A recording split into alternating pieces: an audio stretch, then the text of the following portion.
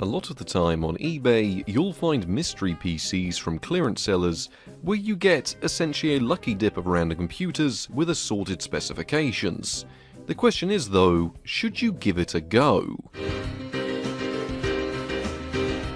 Right, so this is my random mystery PC that I bought off eBay for about £24. Anyone can go and do this, which is why I wanted to cover this on video, because there's a company at the moment in the UK selling random PCs over on eBay. There's the little eBay sticker there. You can see I paid on the 29th, dispatched on the 31st, and it's all here. So you just get a random AMD PC. Some other companies are offering Intel, but I thought, you know what, we'll go for an AMD one. And why don't we see what kind of computer you just get randomly off eBay for £24, because I know the specs on these vary quite a lot, so it is a bit of a lucky dip. So why don't we open this up and see just what kind of computer we've got for £24. Well, there's one box inside the massive amount of packaging.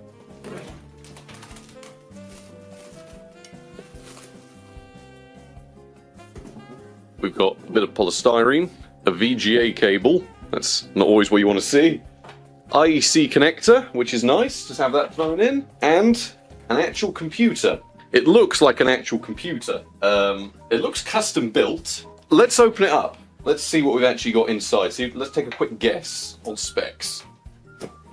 Well, from here we've got an AMD processor, which is a bit dusty, 2 PCIe slots and a rather nice gigabyte board, a really quite nice gigabyte board. We've got an 8-pin 12-volt rail. SATA, have we got 6-pin power supply for graphics card? No. AMD A series Black Edition, which could mean an AMD A8 or A10. That's seen better days there. DVD drive, how much RAM have we got? I actually can't see any RAM markings on that, so we'll go plug this in, go turn it on, and this is not actually looking like a bad computer. I mean, the power supply is a 550 watt that provides... Oh, it's actually got two 12-volt rails for 16 amp. But yeah, it looks alright so far. AMD A series, it's an FM2 board, 2 PCIe slots. Let's go find out what this can do. Now, we can turn this on. It's already on. Can we boot to the BIOS? Right, so what have we got? CPU frequency 3.8 gigahertz. We have... that doesn't tell us much. We've got 8 gigs of RAM. We've got an AMD A8 6600K with Radeon graphics. It is now booting to Windows 10, and we can have a full look at the specifications. I'm just going to plug this in. So let us go and download some drivers. So we want to download some drivers for an 8570D. I'm quite... was the 8570D GCN? I think it was. So we can download the latest ones, which are from 2022. Our RAM is running in dual channel. The processor is working overtime, but these were never the best. It is boosting to 4.1 gigahertz though, which is nice. It's actually quite speedy, to be honest. And let's be honest, I know you don't get the SSD included in one of these, but I've been buying those AliExpress SSDs for like £2 whenever I need to bundle into an order. Display adapters. Now it has got drivers on here. 20 quid. This is not a bad computer so far. Not a gaming computer by any means. The fact we've got a decent integrated chip by the standards of its time is not bad. The fan is ramping up. But yeah, we can do some overclocking on this. We can run Valley. I don't really know what else to say so far because we've got a rather competent little computer. Let me bring the camera in closer and we'll carry on. Valley has seen better days. I'm not too familiar with this generation of integrated graphics. I did use them back in the day, but it is struggling there. It is really struggling. I have just noticed we do have a floppy power connector on here, which really shows the age of the power supply in here. I'm going to guess it's trying to render it in software almost, because this is appalling performance. The GPU name is Devastator. Currently it's saying that it only supports OpenGL 1.1, so something is very funky here. It's also running at 83 degrees. Detected AMD graphics hardware and system configuration not supported. Yet this is the drivers it recommended.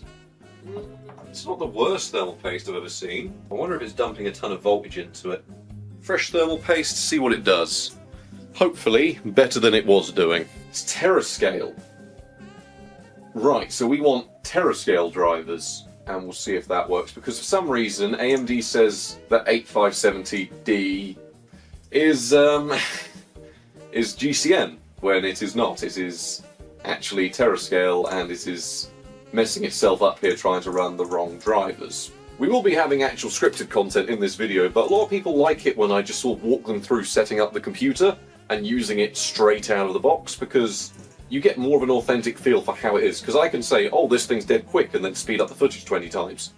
When, if you actually have to sit here with me, with cuts of course, because otherwise this would very literally be an hour, 2 hour long video of budget build shows you how to install stuff on computer. Yeah, it's definitely got some graphical issues going on, because even multiple windows are making this lag, which really shouldn't be happening. It's always been a nightmare, these sort of integrated graphics things. Given how solid some of the drivers were in the GCN era, it's a bit of a shame they were still using Terascale over here, because the specs aren't amazing. Oh, screen's gone black, screen's back. 8670D, get that open there. Yep, 8570D, correct drivers installed, actually reporting one that it works with this time. Yep, we've actually got GPU load coming in now. It's using VRAM, it's running at 60 FPS, which is nice to see. I don't know if you can actually change the clocks around on this chip. If we can, we might as well do that live while we're here. So for the sake of a bit of fun, why don't we see if we can get a little bit more performance out of this, because why not? Why shouldn't we have a bit more performance out of our questionable quality 8570D running less than stellar drivers, because I don't like Terascale. Terascale's not bad, by the way. It just finished with rather mediocre drivers, and the integrated side of things, as we've just seen, AMD made it exceptionally confusing that they don't even provide the right drivers on their own website. You've got to double check that you get the final ones for Terascale. Can we push 900 megahertz here? I know that's a bit high. Yes, 900, 950, yes we can push 950. Can we push a whole gigahertz on the iGPU? Currently, yes. Can we max out the slider?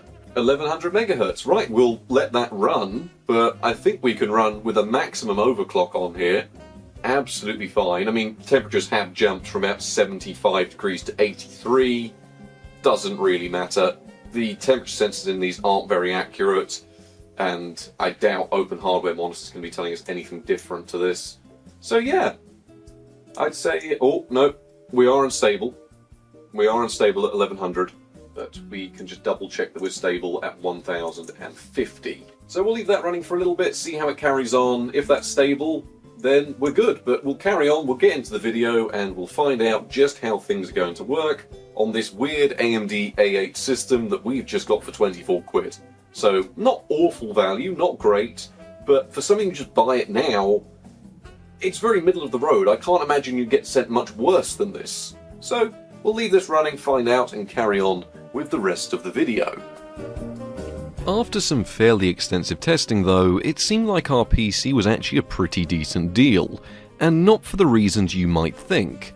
Thanks to some members of the Budget Builds Discord, it was noticed that the case appears to be a fractal design case built for OEMs, which explains the lack of logo and why it felt like a relatively decently put together computer. I mean, it has taken a bit of a beating over the years, having likely come from an office or a school, but the overall condition was relatively clean, so I'd be more inclined to say that these are ex-office computers, which is a good thing compared to it coming from a school. The case itself retails used on Amazon for about £35, so you're not exactly losing any money buying it with a complete system, and there were a few other good bits in there to boot as well. That Gigabyte motherboard, although being part of the very questionable Socket FM2, well, it does support overclocking and a ton of legacy features, so it can take any operating system from Windows XP and even onto Windows 11 with a few tweaks, so it's hardly like it's got no life left in it. Even the power supply, which is an OEM unit, claims it can do 500 watts when in reality it's more like a reliable 400 watt unit, so it's more than enough, power to power a decent system, which, even ignoring the components inside, makes this a bit of a brilliant way to get the base of a budget build system together. But what about if you do actually want to use these machines with the parts they come with? Well, that is entirely doable. I won't exactly call it the best value machine in the world, but it is remarkably modern and doesn't cost you that much. It just comes from the dark days of AMD, where longevity and drivers weren't exactly their forte.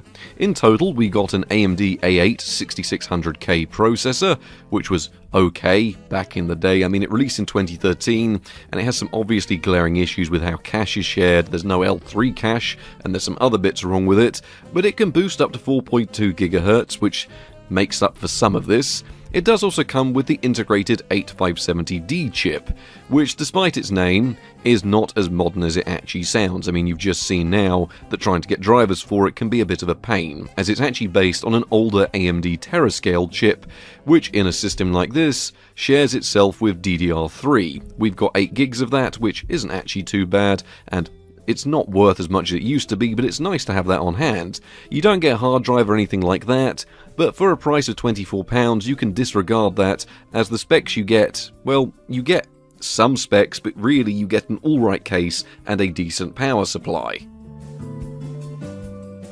The thing is though, I've been through and I've double checked the thermals and made sure the PC is stable, so we're running that iGPU with some really boosted clocks. It comes in at 800MHz stock, but we're running 1050MHz, which was as easy as dragging a slider and then backing off to where it was stable, but you already know that because you just watched it.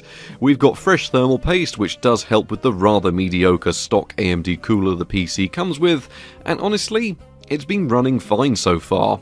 I always like setting up these systems as they come, because it lets us place how actually usable they are, because I have to go through on the system and actually get things running. So we've got the drivers, we've got the updates, we've got everything.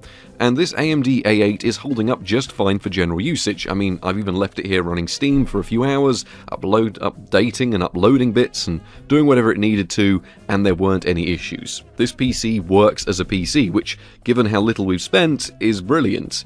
The question is though, what happens if you want to use a machine like this from the AMD Lucky Dip and find out how well it will actually perform in the benchmarks? Starting off the benchmarks, and everything actually seemed okay, as we had GTA 5 running with what I thought I remembered was some fairly good settings for an old APU. We had some higher quality textures and even soft shadows, and it all seemed alright even in 720p, till I remembered, and everything about these APUs came flooding back. See, we take DDR4 and DDR5 for granted, but back in the day when you were running things with DDR3 and that was your only choice, well, get ready for a world of pop-in the moment you choose settings that are too high, even if it seems like it can run them, because the only remedy to this pop-in is to wind things back to the settings that actually mean the DDR3 can provide enough data to the APU, and that meant rather a substantial drop in quality, and the only way to make it playable was 800 by 600 with no shadows, and that seemed to solve most of the pop-in issues, and you could actually play the game. See, that's one of the issues. Although it was running fine in 720p with nicer settings, you can't play it because it will hitch and stutter, and there's just not enough space for the APU to actually work with things. But still, it was playable and it did stop pop-in for the most part. Until you went into the world of GTA Online, which is now really struggling on these APUs for a couple of reasons. One, the processor simply can't cope anymore with everything going on, and in turn that makes everything all the more worse, even with the bare minimum settings. It was just about playable in some places where we didn't load into a world of greenish soup, but it does seem that with processors like this, GTA Online, it's just not going to be playable. I mean, in some of the smaller lobbies and certain places, your average experience could go to just north of 30 FPS, but generally you're looking between 20 to 30 FPS with awful frame times if you so much as stray into the world of online. In more positive news, Black Mesa, coming in as one of the most intensive games on the Source engine, actually ran remarkably well. Generally throughout most of the enclosed areas we were seeing well over 60 FPS, which would of course drop to, the mid-30s the moment we were anywhere more open. This was in at least 720p with some rather nice medium settings and a few of the really intensive ones turned down to low, so it looked pretty good and ran pretty decent. So for a lot of Source engine games, you're not looking at a bad time, as they will all run as good as this, if not better.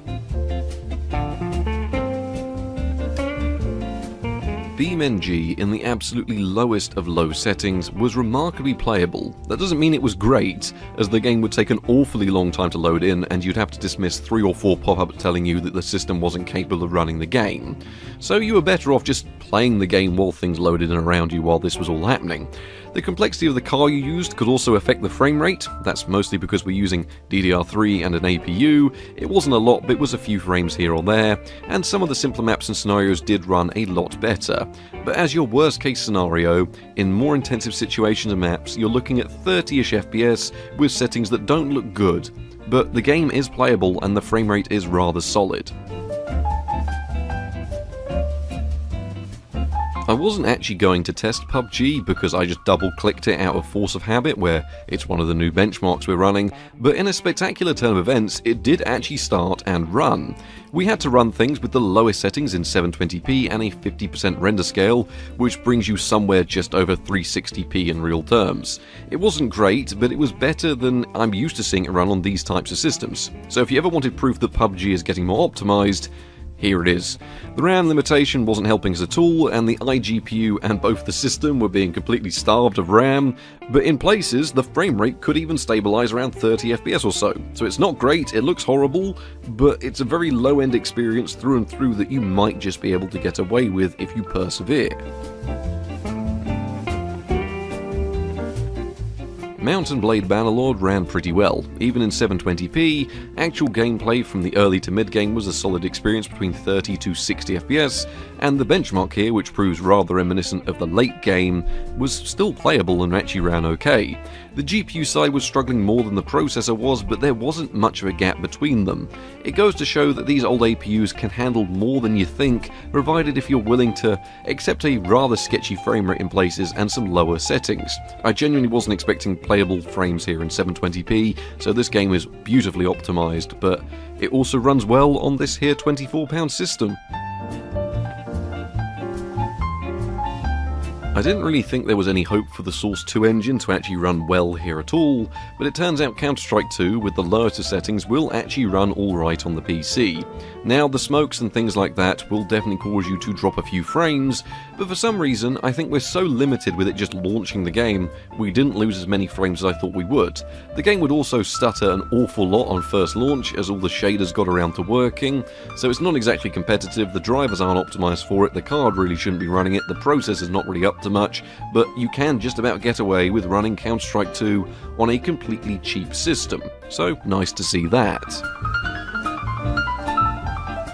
Simpler titles like RimWorld will work alright. Now this game isn't really an easy benchmark as it is Unity based, so therefore very heavily single threaded and will definitely slow down as you progress. You can have an i9 or a Ryzen 9 and it's still going to do the same.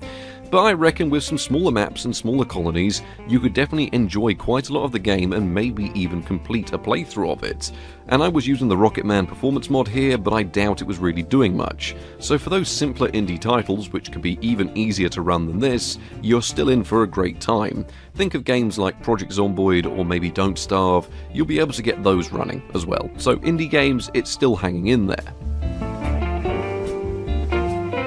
The question is though, can it run Crysis? Which really is a good question here, because when it comes to those mid-2000s titles, it's kind of what this system excels at, even with just an iGPU, because we can play Crysis here with medium settings in 720p.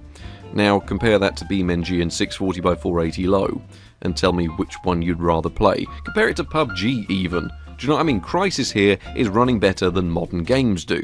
So the same extends over to virtually any games of that era. Think Far Cry, Skyrim, Oblivion, anything like that, and you're in for a fairly decent time on a system like this. But when it came to the actual Crysis performance, you were seeing anywhere from 30 to 60 FPS with medium settings in 720p, so it looks good and it runs actually quite well. So overall in the benchmarks, it really does show the limitations of a couple of things here, namely how horrible one of the most popular socket FM2 CPUs has aged, and how poorly those Terascale graphics have fallen. And I think DDR3 has a large part to play in at least both sides here. I mean, we didn't really have much RAM in the system, but 8GB is about what these used to come with back in the day. Some people were skimping by with 4GB of RAM when these were being built. So it's not out of the realms of reality to test the system like this, because this very literally seems like one of those 2013 to 2015 systems that's now being resold. But it goes you to show, you went from having an APU that could hold its own in crisis, to a PC that now struggles to run Counter-Strike 2 in 480p, which really shouldn't come as any surprise. But what was interesting is that in Bannerlord, which tends to be a really balanced benchmark, even the processor side wasn't actually holding up too much better than the graphics card. So maybe the graphics card isn't actually as much of a limit as it seems, because the processor's not doing much better. In reality, it makes me want to take a deeper look at the system and find out just how that FM2 CPU is holding up. I mean, don't get me wrong, I didn't go into this expecting much, because the reality is, games just a couple of years after its launch have issues. The latest titles will of course struggle, but we always want to see just how well it's holding up. There is a sweet spot of sort of 2005 to 2013 titles that will run alright. And that isn't necessarily a bad thing here. I mean, keep in mind, in the context of its release, yes it is. But as a system that you can buy as a lucky dip for £24, being able to run classic titles on a PC you can just grab that cheap is definitely not a bad thing. See, the final Terascale drivers are abysmal. No one can really take away from that, they are not good final drivers. But they do get one thing right, which is how scalable they are for older games and titles, especially given that all the features of the flagship cards of the Terascale generations are also present here on the 8570D iGPU. That means you can take all the titles you like Unreal Gold, apply a metric ton of enhancements through the drivers to really clean up the image quality. No, it's not going to be like an RTX remix or anything like that, but as a redeeming factor, you can have as many frames as you want with loads of enhancements applied. I thought it made things look pretty good here. The same even extends to some of those early 2000s titles, but even I have to admit that tweaking with higher settings, higher resolutions and things like that, with enhancements, it's still going to struggle. But it did mean you could play a title like Fable: The Lost Chapters in the resolution it was designed for, so here in widescreen 480p, and tidy up how the game looks in drivers while still maintaining on average over 60 FPS. And it's not a huge selling point.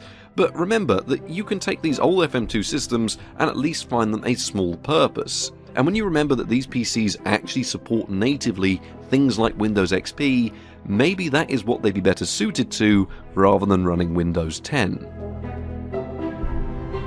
I really do wish there was more to say, but FM2 APUs are finding themselves in this weird space, because their only appeal now is their iGPU. But as we've just seen, even one of the best-selling chips, it struggles to really do anything. And if people want to see it, I will test the processor by itself to find out where its real limits are. And I was also wondering how it handles some older operating systems, because maybe for tinkering and compatibility, just having a complete APU system isn't a bad idea, because as we've seen in older titles, it's pretty good.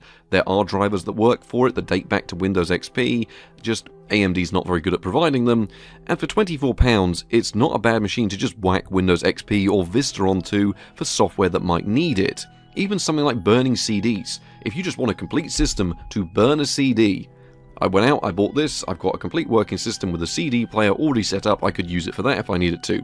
I don't need to, I've got a laptop on hand. It's just a shame, because it handles all day-to-day tasks absolutely fine. But if you can grab an Intel system for a similar price, that'll also do a much better job. Because if you're buying a PC like this to use it for a PC, then that iGPU really doesn't matter at all. So the little performance it can give doesn't make up for what is a questionable quality processor, at least in 2025.